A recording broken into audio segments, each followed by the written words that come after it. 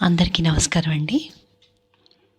30 జనవరి ఒక important day మనకి. ఏంటంటే గాంధీ గారు 1948లో జనవరి 30వ తారీఖున మనందరినీ వదిలిపెట్టి వెళ్ళిపోయారు. అయితే దాన్ని మార్టిర్స్ డేగా గుర్తిస్తున్నారు మన దేశంలో. మార్టిర్స్ డే అంటే మార్టిర్స్ అంటే దేశం కోసం అమరులైన వీరులు, అమరవీరులు అని అర్థం. అమరవీరుల దినోత్సవంగా 30 జనవరిని గుర్తిస్తారు ఆయన జ్ఞాపకార్థంగా. అయితే ఈ సందర్భంగా ఈ వీడియోలో కొన్ని గాంధీ గారు మనకు చెప్పిన మంచి సూక్తుల్లో కొన్ని తీసుకుంటున్నాం. ఎందుకంటే చాలా ఉన్నాయి, మనము అన్నీ కవర్ చేయలేం కాబట్టి కొన్ని మనం చూద్దాం.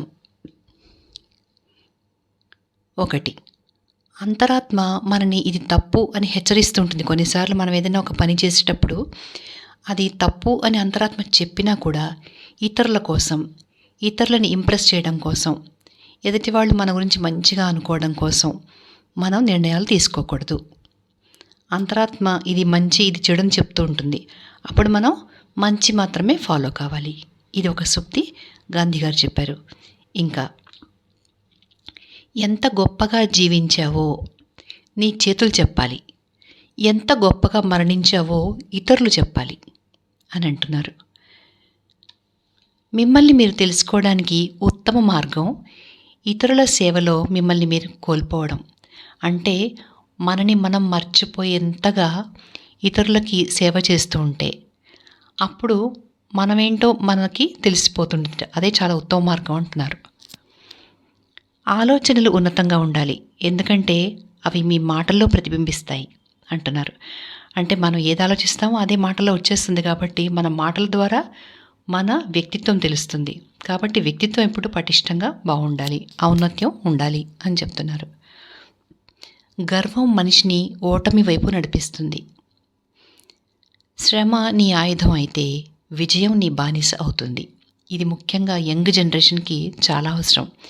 శ్రమ అంటే ఎక్కువ కష్టపడకుండానే తక్కువ పనితోటి ఎంతో ఎక్కువ లాభాలు పొందాలి అనుకుని ఇవాళ అలా ప్రవర్తిస్తున్నారు కొంతమంది. వాళ్ళకి ఇది బాగా పనికొస్తుంది ఈ కొటేషన్. శ్రమ ఆయుధం కావాలట. ఇదే ఆయుధంతో మనం విజయం సాధించాలి. అప్పుడు ఆ విజయం మనకి సరెండర్ అయిపోతుంది. కాబట్టి శ్రమనే ముఖ్యంగా మనం పాటించాలి, శ్రమ చేయాలి. ఇంకా గాంధీ గారు ఏం చెప్తున్నారంటే, నా దగ్గర ప్రేమ తప్ప మరో ఆయుధం లేదు, ప్రపంచంతో స్నేహం చేసుకోవడమే నా గమ్యం. అది అంటే ఎటు చూసినా పాజిటివ్గా, ఎటు చూసినా ఎవరు శత్రుత్వంతో ఉండకుండా, ఎవరిని శత్రువులుగా భావించకుండా ఈ ప్రేమ అనే ఆయుధంతోనే ప్రపంచాన్ని జయించాలి, ప్రపంచంలో అందరితో స్నేహంగా మూవ్ అవ్వాలి, అదే నా గమ్యం అంటున్నారు. మీరు ప్రపంచంలో చూడాలనుకునే మార్పు ముందు మీ నుంచే మొదలు కావాలి అంటున్నారు. అది నిజమే కదా. మనం ఎంతసేపు వేరే వాళ్ళని బ్లేమ్ చేస్తూ ఉంటాం. ఇవాళ రేపు నిజాయితీగా ఎవరు ఉంటున్నారండి అని అంటుంటాం. ఎవరో ఉండకపోతే మనం ఉండొచ్చు కదా. మనం ఆనెస్ట్గా ఉందాం. మనం నచ్చిన దారిలో, అంటే మనం ఏదైతే మనం నిజాయితీగా ఉండాలనుకున్నామో ఈ దారిలో మనం ప్రయాణం చేసామనుకోండి, తర్వాత అందరూ మనం చూసి కూడా నేర్చుకోవచ్చు. అందుకని ఏంటంటే మొదట మన నుంచే మొదలు కావాలట. మనం ఏదైనా కానీ వేరే వాళ్ళ నుంచి ఎక్స్పెక్ట్ చేస్తే ప్రపంచంలో ఏదో మార్పు రావాలి అని అనుకునేటప్పుడు ఆ మార్పు ఏదో మన నుంచే మొదలైతే బాగుంటుంది అని గాంధీ గారు చెప్తున్నారు. ఇంకొకటి ఏంటంటే, మనిషి శీల ప్రవర్తనను తీర్చిదిద్దలేని విద్య విలువలేనిది.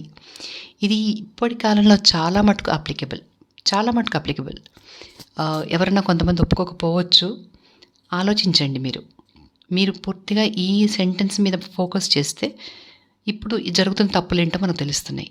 కాబట్టి మనం కొంచెం దిద్దుకునే ప్రయత్నం చేద్దాం. మనం అంటే ముఖ్యంగా ఈ జనరేషన్ పిల్లలు, వాళ్ళకి మనం హెల్ప్ చేయాల్సి వస్తుంది. ఎలాగంటే విద్య అంటే ఏదో డిగ్రీలు చదువుకోవడమో చదువుకొనడమో అన్నట్టు అవుతుంది ఇవాళ రేపు. ప్రత్యక్షంగా నేను చూశాను కూడా. వేలు పోసేసి ఎగ్జామ్ కూడా రాయకుండా కొన్ని డిస్టెన్స్ ఎడ్యుకేషన్స్ ఇన్స్టిట్యూషన్స్లో వాళ్ళు అలా వేలు అక్కడ పెట్టేస్తారు, వీళ్ళకి సర్టిఫికెట్ వచ్చేస్తుంది. టీ కప్పు చేత్తో పట్టుకుని తాగుతూ కూడా పరీక్ష రాసే వాళ్ళని నేను చూశాను. అలా నడుస్తున్నాయి. అయినా కానీ వాళ్ళు దాన్ని విద్య అని చెప్పుకుంటారు, మేము చాలా డిగ్రీస్ సంపాదించాము అని. కానీ గాంధీ గారు చెప్పే విద్య శీల ప్రవర్తనను తీర్చిదిద్దలేకపోతే, మన క్యారెక్టర్‌ని డెవలప్ చేయలేకపోతే అదేం విద్య అని అడుగుతున్నారు. విద్య అంటేనే శీల సంపద, క్యారెక్టర్.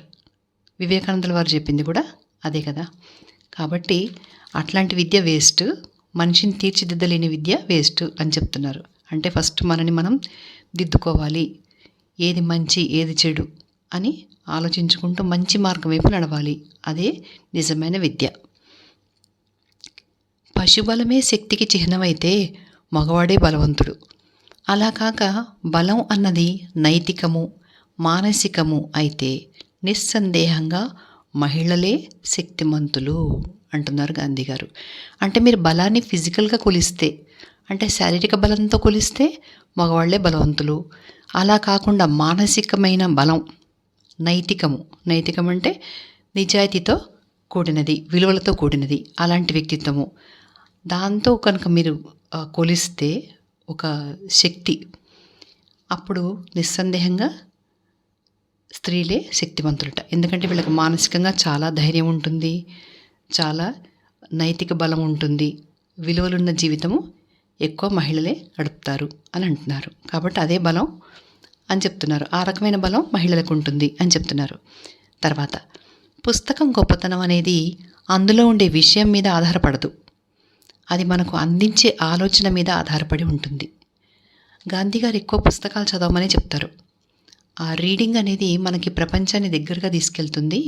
విజ్ఞానం అంతా మనకి చాలా మనకి విజ్ఞానాన్ని పోగు చేసుకునే అవకాశం ఉంటుంది. ఎక్కడెక్కడ ఏం జరిగినా ప్రపంచ జ్ఞానం మొత్తం కూడా మనకు పుస్తకాల ద్వారా తెలుస్తుంది. అందుకే ఆయన పుస్తకాల గురించి ఈ మాట అంటున్నారు. అందులో ఉండే విషయం చదివి ఏదో చదివేశాం ఈ పుస్తకం, అందులో ఫలానా విషయం ఉందండి అని చెప్పడం కాదు. అది మనకి ఎంతవరకు అందిస్తుంది, దాన్ని ఎంతవరకు మనం పాటిస్తున్నాము, అది అందించే ఆలోచన, అంటే దానిలోంచి మనం గ్రహించే ఎసెన్స్ అది ఎంత ఉంది అనే దాని మీద పుస్తకం గొప్పతనం ఆధారపడింది. అది మనకు అందించే విషయం మీద. అందులో ఎంత ఉన్నా కానీ మనకు అదే సరైన విషయాన్ని మనకి అందించలేకపోతే అది అందులో గొప్పతనం ఏముంటుంది. కాబట్టి అది అందించే విషయమే గొప్పతనం. విద్యను దాచుకోవడం కన్నా పంచితే మరింత పెరుగుతుంది. అది మనకు ఏదైనా ఒక విద్య తెలిసినప్పుడు, అంటే ఎడ్యుకేషన్ పరంగా కానీ ఒక సబ్జెక్ట్, ఒక టాపిక్ ఏదైనా మంచి తెలిసినప్పుడు నలుగురితో పంచుకుంటూ ఉంటే అది మనకు రివిజన్ లాగా అవుతుంది. సో మనకు అది ఎక్కువ జ్ఞానం ఇస్తుంది. ఇదే సందర్భంగా గాంధీ గారు ఏం చెప్తారంటే, ఎక్కువ మాట్లాడడం వలన కూడా ప్రయోజనం లేదు అంటారు. ఇప్పుడు మనం మాట్లాడే మాటలు మనకన్నా ఉపయోగపడాలి, ఇతరుల కన్నా ఉపయోగపడాలి, అలా ఉండాలి మాటలు. ఇద్దరు మనుషుల సంభాషణ ఉంది అంటే అది ఉపయోగకరంగా ఉండాలి. అందుకని ఆయన వాక్కు విషయంలో కూడా చెప్పారు. ఇప్పుడు ఇదే మాట్లాడేటప్పుడు మనం విద్య గురించే మాట్లాడామనుకోండి, ఒక మంచి టాపిక్ గురించి, అవేర్నెస్ ఇచ్చే టాపిక్స్ గురించి, నలుగురికి ఉపయోగపడే విషయాల గురించి, వాళ్లకు తెలియని విషయాల గురించి మనం మాట్లాడితే అది మనకే ఇంకా ఆ విద్య పెరుగుతుంది అని చెప్తున్నారు. రివిజన్ లాగా అవుతుంది కదా, 1-2 సార్లు మనం మాట్లాడుతుంటే. దానివల్ల ఇతరులకు కూడా ఉపయోగం, వాళ్ళు మన నుంచి నేర్చుకుంటారు. మన దగ్గర ఉన్న విద్య మనకి ఇంకా పెరుగుతుంటుంది మర్చిపోకుండా. ఇంకొకటి ఏంటంటున్నారంటే గాంధీ గారు, నన్ను పొగిడేవారి కంటే విమర్శించే వారి వల్లనే నేను అధికంగా మంచి పొంది ఉన్నాను. అది నిజమే కదా.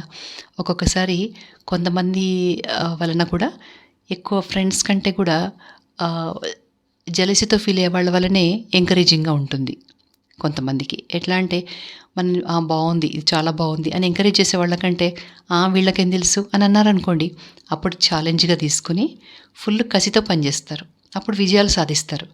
కాబట్టి ఇక్కడ కూడా గాంధీ గారు చెప్పేది ఏంటంటే, పొగిడేవారి కంటే విమర్శించే వాళ్ళ వల్లనే ఈయనకు మంచి జరిగిందని చెప్తున్నారు. డబ్బు ఉన్నప్పుడు విచ్చలవిడిగా ఖర్చు పెట్టి, లేనప్పుడు ఇతరుల దగ్గర చేయి చాచడం వలన వ్యక్తిత్వం దెబ్బతింటుంది. ఇది చాలా బ్యూటిఫుల్ కొటేషన్. అన్నీ బాగున్నాయి, అన్ని కొటేషన్స్, అన్ని కోట్స్, కానీ ఇది ఇంకా కొంచెం ఇప్పటి వాతావరణానికి ఇది అప్లికేబుల్. పెద్దవాళ్ళకి కావచ్చు, పిల్లలకు కావచ్చు. డబ్బు ఉన్నప్పుడు విచ్చలవిడిగా ఖర్చు పెట్టడం, లేనప్పుడు ఎవరినన్నా అడగడం, ఇది దీనివల్ల ఏమవుతుందంటే వ్యక్తిత్వం బలహీనపడుతుంది. ఇతరులు ఎవరు మనకు రెస్పెక్ట్ ఇవ్వరు, వ్యక్తిత్వం పోగొట్టుకున్న వాళ్ళమవుతాం. ఆ విచ్చలవిడిగా ఖర్చు పెట్టడం అనేది ఎందుకు చేస్తున్నాం ఇవాళ రేపు మనం? దర్జా కోసం.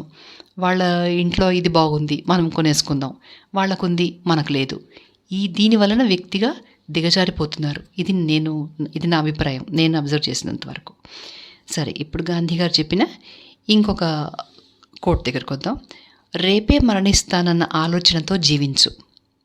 శాశ్వతంగా ఉంటాను అన్న భావనతో విజ్ఞానం సంపాదించు. ఇందులో రెండున్నాయి చూడండి. రేపే మరణిస్తాను అనే ఆలోచనతో జీవించేవాడు ఎలా ఉంటాడు? అన్నీ గబగబా మంచి పనులే చేస్తాడు కదా! చాలా అద్భుతంగా ఉంది ఇది. అందుకని రేపే మరణిస్తాను అన్నట్టుగా బ్రతికేయాలట. అప్పుడు మ్యాక్సిమం అన్ని మంచి పనులు చేస్తుంటాం, అందరినీ క్షమించుకుంటూ పోతుంటాము. మనని ఎవరు తప్పు పట్టకుండా, మనం ఎవరిని హర్ట్ చేయకుండా ఉంటాము.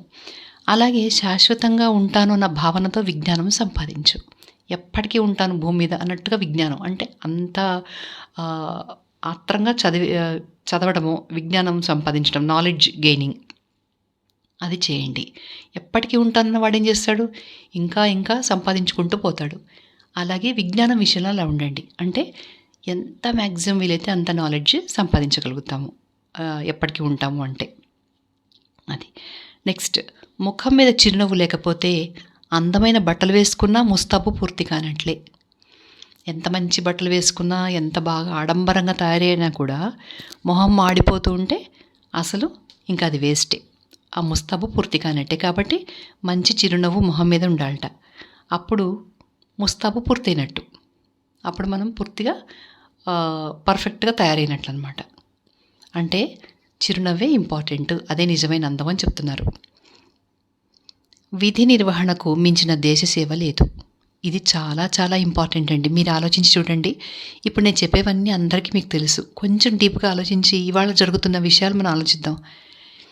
చాలామందికి 90% నేను అబ్జర్వ్ చేసిన ప్రకారం కమిట్మెంట్ లేదు. ఏ విషయంలోనూ కమిట్మెంట్ లేదు. ఏదో చేస్తున్నాం. ఎవరితోనో మనం షాప్కి వెళ్ళి మాట్లాడితే వాడు సెల్ చూసుకుంటూ ఎటో చూస్తూ ఏదో ఆన్సర్ ఇస్తాడు, కానీ తను చేస్తున్న పని మీద శ్రద్ధ పెట్టాడు. అలాగే ఇంకా కొంచెం మనం వేరే విషయాలు డీప్గా వెళితే బ్రిడ్జిలు కూలిపోతున్నాయి, ప్రాజెక్టులన్నీ కూడా కూలిపోతున్నాయి. మరి ఎందుకు జరుగుతున్నాయి ఇవన్నీను? హాస్పిటల్స్లో పేషెంట్లు అరుస్తున్నా, వాళ్ళు ఏదైనా పిలుస్తున్నా కూడా పట్టించుకోకుండా తిరిగే సిబ్బంది కొంతమంది ఉంటారు కొన్ని హాస్పిటల్స్లో. కారణం ఏంటి? విధి నిర్వహణలో కమిట్మెంట్ లేదు. మనం చేసే పని మీద మనకు శ్రద్ధ, మనం ఏ పని అయితే చేస్తున్నామో దాని మీద శ్రద్ధ పూర్తిగా మనసు పెట్టి చేస్తే అప్పుడు బాగుంటుంది. అదే సేవ, అది దేశం మొత్తానికి చేసిన సేవలాగానే ఉంటుంది. ప్రతి ఒక్కరూ వాళ్ళు చేసే పని మీద ఫోకస్ చేస్తే. ఈవెన్ భగవద్గీతలో కూడా అదే చెప్పాడు కదా, మనం చేసే పనిని శ్రద్ధతో చేసి భగవదర్పితం అన్నట్టుగా చేయాలి. ఆ చేసే పని మీదనే చాలా శ్రద్ధ ఉండాలి. దేవుడి సేవ చేస్తున్నంత భక్తిగా చేయాలి మనం చేసే ప్రతి డ్యూటీ. అది ఎంత చిన్నదైనా సరే, ఎంత పెద్దదైనా. ఎక్కడొక్కడ కనిపిస్తారు మనకు కొంతమంది. వాళ్ళు ఎంత చిన్న పెద్ద ఉద్యోగాలు డబ్బుతో కొలుస్తాం కాబట్టి వాళ్ళు కూడా ఎంతో శ్రద్ధగా చాలా వాళ్ళు చేసే చిన్న పనిని కూడా పర్ఫెక్ట్గా చేసి ఎదుటి వాడికి సౌకర్యంగా ఉందా లేదా అని ఆలోచించే వాళ్ళని కూడా చూసాం మనం. కాదు, తక్కువ మంది ఉంటారు. అలాంటి వాళ్ళు ప్రతి చోట ఉన్నారనుకోండి, దేశమంతా బాగుపడుతుంది. అదే దేశ సేవ. మన పని మనం పర్ఫెక్ట్గా చేయడమే దేశ సేవ అని అంటున్నారు గాంధీ గారు. క్షమ బలవంతుల లక్షణం. దుర్బలులు క్షమించలేరు. మెంటల్ మెచ్యూరిటీ ఉన్నవాళ్ళు, మానసికంగా పరిణతి పొందిన వాళ్ళు క్షమించగలుగుతారు. ఎందుకంటే వాళ్ళు అందరినీ తమతో సమానంగా చూస్తారు, అందరిలో దేవుని దర్శిస్తారు. కాబట్టి క్షమించగలిగే కెపాసిటీ వాళ్ళకు ఉంటుంది. ఆ లెవెల్ మెంటాలిటీ వాళ్ళకి. వాళ్ళు చాలా బలవంతులు మానసికంగా. మెచ్యూర్డ్ పర్సన్స్ వాళ్ళు చాలా అత్యధిక బలవంతులు, క్షమించగలిగేవాళ్ళు. క్షమించలేని వాళ్ళు దుర్బలులు అంటే వీక్నెస్ అంటే ఏంటి? ఫిజికల్గా కాదు, మానసికంగా. వాళ్ళు ఎప్పుడు కుమిలిపోతుంటారు. వీక్గా ఉన్నవాడు ఎప్పుడు సంతోషంగా ఉండలేడు, బలంగా ఉన్నవాడు సంతోషంగా ఉంటాడు. ఈ బలహీనులు ఏం చేస్తారంటే ఇతరుల తప్పుల్ని వాళ్ళు మననం చేసుకుంటూ వాళ్ళలో వాళ్ళే తలుచుకుంటూ కుమిలిపోతూ ఉంటారు. మనశ్శాంతి ఉండదు. వీక్గా ఉంటారు, మానసికంగా బలహీనంగా ఉంటారు. ఎందుకంటే వాళ్ళ దగ్గర క్షమించే శక్తి లేదు. ఇదే గాంధీ గారు చెప్పింది. నెక్స్ట్, గెలవకపోవడం కాదు ఓటమి, మళ్ళీ ప్రయత్నించకపోవడమే అసలైన ఓటమి. ఇదేంటంటే కొంతమంది డిఫరెంట్ మెంటాలిటీస్ చూసాం మేము స్టూడెంట్స్లో. కొంతమంది ఏం చేస్తారంటే ఛాలెంజ్గా తీసుకుంటారు. ఒకసారి ఫెయిల్ అయితే వెంటనే ఛాలెంజ్గా తీసుకుని విజృంభించి డబల్ ఎనర్జీతో చదివేసి ఆ మొదట వాడు తెచ్చుకున్న 40% 50 ఇంప్రూవ్మెంట్కి రాసుకుని వాడు చివరికి 80-90s దాకా రీచ్ అయిపోతాడు అనమాట. అది అసలైన గెలుపు. ఇప్పుడు ఇక్కడ ఏంటంటే ఒకసారి మనకి తక్కువ మార్కులు వచ్చినాయి లేదా ఫెయిల్ అయినాము అనుకుంటే అది కాదట ఓటమి. మళ్ళీ ప్రయత్నించకుండా ఉంటే అదిట ఓటమి. అంటే నువ్వు బలహీనుడివి, నువ్వు ప్రయత్నించలేకపోయావు, మళ్ళీ ఇప్పుడు ఓడిపోయినట్టు లెక్క, వ్యక్తిగా ఓడిపోయినట్టు లెక్క. ఆ ప్రయత్నంలో ఓడిపోవడం కాదు. ఇది గుర్తుపెట్టుకుంటే సూసైడ్స్ ఉండనే ఉండవు. విద్యార్థులు ఎగ్జామ్ ఫెయిల్ అవ్వగానే సూసైడ్. ఆ సూసైడ్ అంటే ఏంటో ఆటలు అనుకుంటున్నారు. పేరెంట్స్ జీవితమే పోతుంది పిల్లలకి ఏదైనా అయితే. ఎంతో జీవితం అనుభవించాల్సిన పిల్లలు వాళ్ళ అమాయకత్వంతో ఇదే ఓటమి అనుకుంటున్నారు. ఎగ్జామ్లో ఫెయిల్ అవ్వడమే ఓటమి అని అనుకుంటున్నారు. లేదా లవ్ అనుకుని, వాళ్ళకి ఇంకా అది లవ్ కాదని తెలీదు, కానీ ఏదో సినిమాలు చూస్తారు కాబట్టి ఇదే లవ్ అనుకుని అది ఫెయిల్ అయితే అక్కడ కూడా వీళ్ళు సూసైడ్ అటెంప్ట్ చేయడం, ఇవన్నీ ఓటమి అని వాళ్ళు అనుకుంటున్నారు. అది ఓటమి కాదు. ఖచ్చితంగా జీవితంలో ఒకచోట ఓడిపోతే గట్టి ప్రయత్నం చేసి అనుకున్నది సాధించాలి, అప్పుడు విజయం. అంతేగాని అసలు ప్రయత్నం చేయకుండా నిరాశ పడిపోతే దాన్ని ఓటమి అంటారు. నీ ఎగ్జామ్ రిజల్ట్ ఓటమి కాదు, నువ్వు మళ్ళీ అటెంప్ట్ చేసి పాస్ అవ్వలేకపోవడం, అటెంప్ట్ చేయకపోవడమే అసలైన ఓటమి. ఔన్నత్యం సంపద వలన రాదు, సద్గుణాల వల్ల వస్తుంది. ఔన్నత్యం అంటే మనం ఏమనుకుంటామంటే వాళ్ళు చాలా గొప్పవాళ్ళు, వీళ్ళు చాలా గొప్పవాళ్ళు అని అనుకుంటున్నాం కొంతమంది గురించి. ఏం చూసి అంటున్నాం మనం మెయిన్ చూసేది ఏంటంటే వాళ్ళకి కార్లు, బంగ్లాలు ఏవో అవి ఇవి ఉన్నాయా, వాళ్ళు చాలా రిచ్ తెలుసా, వాళ్ళు చాలా గొప్పవాళ్ళు అని అంటాం. అది కాదు గొప్పతనం. గొప్పతనం ఎప్పుడు కూడా మన సద్గుణాల వల్ల వస్తుంది, మన మంచి అలవాట్ల వల్ల మనకి గౌరవం వస్తుంది. మీరు కూడా ఆలోచించండి. ఒక వ్యక్తి ఉన్నాడు, ఆయన మామూలు బట్టలు వేసుకుని ఏదో తిరుగుతున్నా కూడా చాలా మంచి పనులు చేస్తుంటాడు, నలుగురికి సర్వీస్ చేస్తుంటాడు, నలుగురిని ఎంకరేజ్ చేస్తుంటాడు. ఎవరికి ఎక్కడ హెల్ప్ కావాలంటే టక్కన ఆయన వెళ్ళి అరేంజ్ చేస్తాడు. అలాంటి మనిషి ఎలాంటి డ్రెస్ వేసుకున్నా అందరూ రెస్పెక్ట్ ఇస్తారు. ఆయనకి కారు ఉందా, బంగ్లా ఉందా చూడరు కదా. కాబట్టి మన గుణాల వల్ల మనకి ఔన్నత్యం వస్తుంది, డబ్బు వలన రాదు. ఈ విషయమై నేను ఒక చిన్న మాట చెప్పాలనుకుంటున్నాను. మేము ట్రైన్లో వస్తున్నప్పుడు ఒక ఆవిడ పరిచయం అయిందనమాట. అసలు ఎక్కువ మాట్లాడే అలవాటు లేని వాళ్ళని కూడా కొంతమంది పలకరిస్తారు. పలకరించినప్పుడు మనం సభ్యత కోసం జాబ్ చెప్పాలి కదా. అయితే ఆవిడ పర్పస్ ఏంటంటే ఏదో మాట్లాడదాము అన్నట్టుగా ఉంది ఆవిడకి. ఆ మాట్లాడడం ఏంటంటే పలకరించి తన గురించి తను చెప్పుకోవాలి. ఆవిడ ఆరాటం అంతా ఇంత కాదు. ఆవిడకి వాళ్ళ కొడుకు ఎన్ని లక్షలు సంపాదిస్తున్నాడు, వాళ్ళు ఇప్పుడు ప్రస్తుతం ఉంటున్న రెంటు 60,000. ఏదో 60,000 పే చేస్తున్నామండి, కొత్త ఇల్లు కొనేసుకుందాం ఒక 2 crores పెట్టి, అవన్నీ చెప్తూ ఉంటారనమాట. దానివల్ల ఉపయోగం ఎవరికి, ఆవిడకా మనకా? ఈ సంభాషణ వల్ల ఎవరికి ఉపయోగం? దానికంటే ఏకాంతంగా ఉన్నాం అనుకోండి, ఎవరితో మాట్లాడకుండా మౌనంగా, మనకి ఎన్నో పనులు అవుతాయి. జపం చేసుకోవచ్చు, లేదా ఇంకేదైనా పెండింగ్ పనులు రాసుకునేవి, చదువుకునేవి చాలా ఉంటాయి కదా మనకి, అవి చేసుకోవచ్చు. మౌనంగా ఉంటే ఎన్నో పనులు జరుగుతాయి. లేదా మాట్లాడామనుకోండి, కామన్ టాపిక్స్ మాట్లాడాలి, అందరికీ పనికొచ్చే టాపిక్స్. దానివల్ల మనకు నాలెడ్జ్ గెయినింగ్, కొన్ని సలహాలు కూడా మనకి ఇండైరెక్ట్గా తెలుస్తాయి. అలా కాకుండా డబ్బు మాత్రమే ముఖ్యం అనుకుని ప్రతి సెంటెన్స్ డబ్బు గురించే మాట్లాడుతుంటే అలాంటి వాళ్ళని మనం ఏమంటారంటే వాళ్ళ కంపెనీలో మనం హ్యాపీగా ఉండలేము. వాళ్ళకు కొద్దిగా సెల్ఫ్ సాటిస్ఫాక్షన్ ఉంటుంది ఆ టైంలో. ఏంటంటే మేమేదో మా గొప్పలు చెప్పేసుకున్నాం అమ్మయ్య అనుకుంటారు.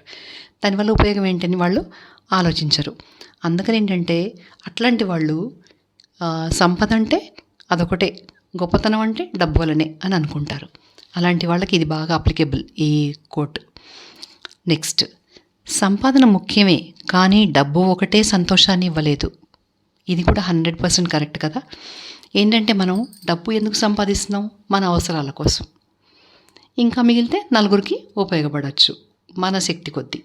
అలా ఉండాలి సంపాదన లక్ష్యం. కానీ ఇప్పుడు ఎలా ఉందంటే అందరూ డబ్బు కోసమే పరిగెడుతున్నారు.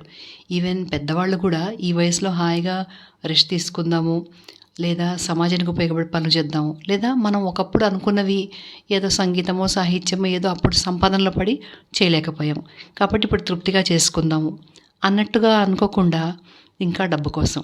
ఇప్పుడు కొంతమంది ఎలా ఉంటారంటే మనం వాళ్ళ ఇంటికి వెళ్ళాం అనుకోండి, ఎలా వచ్చారు, కారులో వచ్చారు, ఫస్ట్ అడిగే క్వశ్చన్ అదనమాట. మనం కారులో వచ్చామో, నడుచుకుంటూ వచ్చామో, బస్సులోనో, రిక్షాలోనో వచ్చామనుకోండి, వాళ్ళకి ఏమిటి, ఏం లేదు. వాళ్ళకి ఏంటంటే ఫస్ట్ అవతల కారులో వచ్చాడా, వీళ్ళు తృప్తి పడిపోతారు.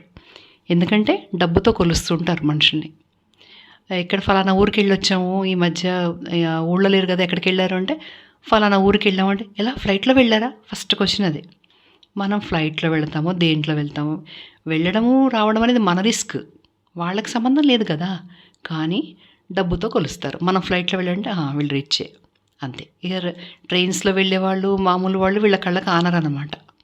కాబట్టి ఇట్లాంటి డబ్బు వెనకాల పడే వ్యామోహాలవన్నీ వదిలేస్తే నిజంగా సంతోషంగా, హ్యాపీగా గడపగలుగుతాం. ఎందుకంటే పని కావడం ముఖ్యం. అది ఎలా అయింది? ఇతరుల డబ్బు చూసి మనం సంతోషపడి, వాళ్ళకుంది, వాళ్ళు చాలా రిచ్, వాళ్ళు మన ఫ్రెండ్స్, అదొక గొప్ప. కాబట్టి డబ్బు వెనకాల పరిగెత్తడం మానేయాలి. సంపాదన అవసరమే, కానీ అది మితంగా ఉండాలి. డబ్బు ఒక్కటే మెయిన్ కాదు. Money makes many things but not so many things కదా! మెనీ థింగ్స్ అంటారు, కానీ కెనాట్ మేక్ ఎవ్రీథింగ్. అలాగే నిరక్షరాస్యతను నిర్మూలించిన నాడే దేశం ప్రగతి పథంలో పయనిస్తుంది.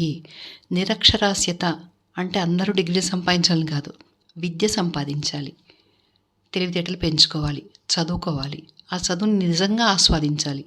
ఏదో డిగ్రీలు సంపాదించేసాం, కాగితాలు నాకు డిగ్రీ ఉంది అనడము, ఒక్క విషయం సరిగా మాట్లాడలేకపోవటం, ఏ ఒక్క విషయం మీద అవగాహన లేకుండా ఏదో గాలికి తిరుగుతూ చేస్తూ ఉంటే ఇంకా అలాంటప్పుడు మనం చదువుకుని ప్రయోజనం ఉంది.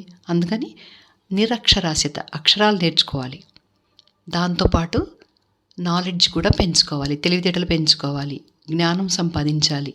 ప్రతి ఒక్కరు అలా ఉంటే దేశం అంతా బాగుపడుతుంది, దేశం ప్రగతి పథంలో నడుస్తుంది అంటున్నారు. కాబట్టి చదువు చాలా ముఖ్యం ప్రతి ఒక్కరికి కూడా. చదువులేని అమాయకులు అందరూ మోసం చేస్తూ ఉంటారు. ఈవెన్ పల్లెటూరి వాళ్ళు కావచ్చు, ఏమీ చదువు రాని వాళ్ళు అమాయకులు వచ్చి ఇది బస్సు ఎక్కడికి వెళ్తుంది, అది ఎక్కడికి వెళ్తుంది, మనం ఏం చెప్తే వాళ్ళు నమ్మేస్తారు. అదే చదువుకుని ఉంటే వాడు గ్రహించగలుగుతాడు బస్ నంబర్స్ కానీ ఏదైనా కానీ. అంటే ఇది ఒక ఎగ్జాంపుల్ చదువు యొక్క విలువ చెప్పడానికి. నెక్స్ట్, కన్నుకు కన్నే జాబ్ అయితే ప్రపంచమంతా అందులతో నిండిపోతుంది.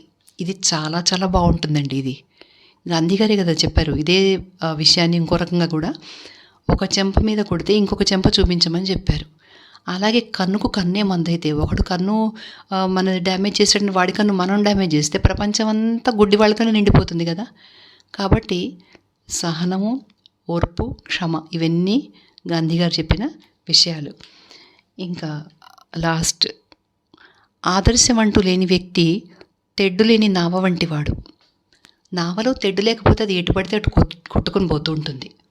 అలాగే ఒక ఆదర్శం, ఒక ఎయిమ్ లేనివాడు, ఒక లక్ష్యం లేనివాడు, జీవితంలో ఇది సాధించాలి, ఇది నేర్చుకోవాలి అని ఒక ఆదర్శం అంటూ లేనివాడు, తనకంటూ ఒక మంచి ఆదర్శం, లక్ష్యం లేనివాడు, ఒక గమ్యం లేనివాడు, ఒక నిర్ధారితమైన ఒక తన గురించి తనకు క్లారిటీ ఉండాలి, తనకేం కావాలి, ఏం సాధించాలి జీవితంలో అని ఒక ఆశయం ఉండాలి. అది లేనివాడు తెడ్డులేని నావలాంటివాడు. అది ఎలా కొట్టుకుపోతుందో వీడు ఎటో కొట్టుకుపోతుంటాడు. కాబట్టి జీవితంలో ప్రతిదానికి కూడా ఒక పర్ఫెక్ట్గా ఒక ఆలోచన, ఒక విచక్షణ, సహనం, ఓర్పు, ప్రేమ, శాంతి, అహింస, నిరాడంబరత, ఇవన్నీ కూడా గాంధీ గారు మనకి చెప్పిన సూత్రాలు. కాబట్టి మనం ఇవన్నీ నేర్చుకుంటే, కనీసం పిల్లల విషయంలో నేను చెప్పేది, పిల్లలకు మనం నేర్పించగలిగితే, ఇప్పుడు ఒక గాంధీ గారు ఎన్ని వందల సంవత్సరాలైనా అందరి మనసులో నిలిచిపోతారు. ఎందుకంటే ఆయన జీవన శైలి అట్లాంటిది, ఆయన చేసిన త్యాగం అట్లాంటిది. ఆయన వేసుకునే బట్టలు చూసారా? ఆయన ఎప్పుడైతే ఈ ఉద్యమాలు, ఈ స్వాతంత్ర పోరాటం ఇవన్నీ మొదలుపెట్టారో, తన దేశ ప్రజల పరిస్థితి ఎప్పుడైతే ఆయన నోటీస్కి వచ్చిందో, అప్పుడు ఆయన సూటు బూటు అవన్నీ కూడా మానేసి నిరాడంబరమైన వస్త్రధారణ, చాలా సింపుల్గా ఒక యోగిలాగా. కాబట్టి ఆయన జీవితం మనకి ఆదర్శం. గాంధీజీ గారి చెప్పిన సిద్ధాంతాలు, ఆయన ఇన్నేళ్ళైనా ఇంతమంది మనసులో నిలిచిపోయి, ఆయన జయంతి కానీ వర్ధంతి కానీ అందరి మనసులో ఎందుకు నిలిచిపోయినాయి అంటే, ఆయన ఫాలో అయిన సూత్రాలు, ఆయన సిద్ధాంతాలు, ఆయన జీవన శైలి. కాబట్టి ఇప్పుడు ఆయన చెప్పిన విషయాలన్నీ కూడా సూక్తులు. ఇవన్నీ, ఈ సూక్తులన్నీ కూడా మనకు పనికొచ్చేవే. కాబట్టి వీలైనంత మందివి మనం ఆచరిస్తే బాగుంటుంది. మహాత్ములకి, పెద్ద పెద్ద వాళ్ళకి, మనకంటే మంచి క్వాలిటీస్ ఉన్న వాళ్ళకి పార్టీలు గీటీలు మనం అంటకట్టకూడదు. వాళ్ళ నుంచి మనం నేర్చుకోవాలి. ఎందుకంటే ఖచ్చితంగా మనకంటే గొప్పవాళ్లే కదా వాళ్ళు. కాబట్టి ఏం గొప్ప గుణాలు ఉన్నాయో అవి మనం నేర్చుకోవాలి. కాబట్టి ఈ వీడియో మీకు నచ్చుతుందని అనుకుంటున్నాను. నచ్చితే లైక్స్ చేసేయండి. నాకు పర్సనల్గా వాట్సాప్ మెసేజ్లో బాగుందండి అని పెట్టకుండా లైక్ చేయండి, కామెంట్ చేయండి. ఓకేనా? థ్యాంక్ యూ అండి.